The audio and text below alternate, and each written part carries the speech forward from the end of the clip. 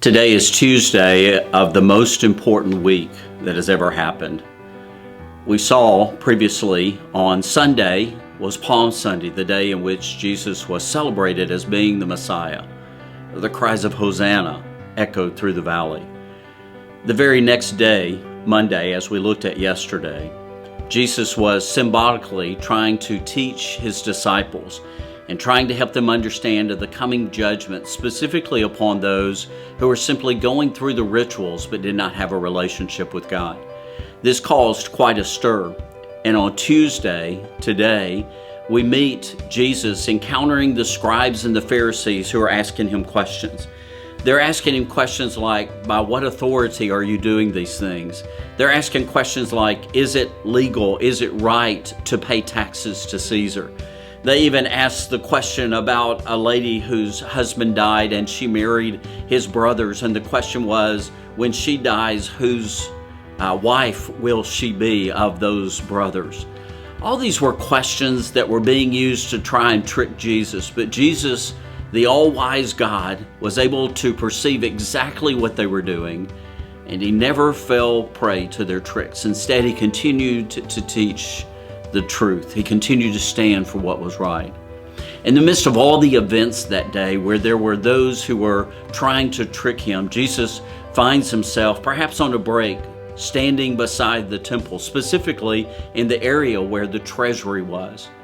And as he's been watching these men, this group that's been trying to take advantage of him, he sees a perfect demonstration of someone who understands the importance of worshiping God and of giving one's all to God.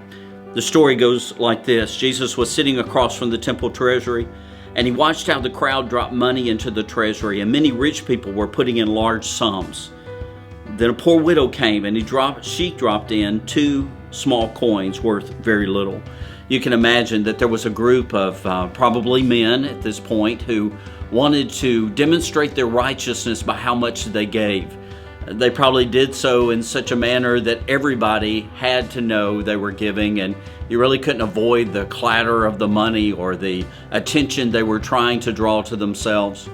And by the way, this is the same condemnation that Jesus had for those who were in the temple, that they were using even temple worship for their own self-righteous affirmation. And Jesus sees these same people, and then he watches, and out of the corner of his eye, this widow makes her way, and she takes 2 small coins, which is not a lot of money, and she simply slips them into the treasury, into the offering, without making any notice or without making anything that would draw attention to them.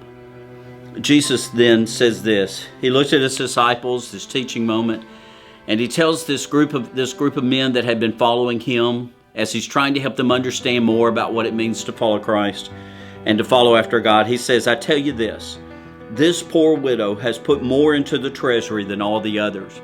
By the way, it's just a reminder of so much of what we do with Christ is the great reversal. This lady put in little, but it was much more than those who put in a lot.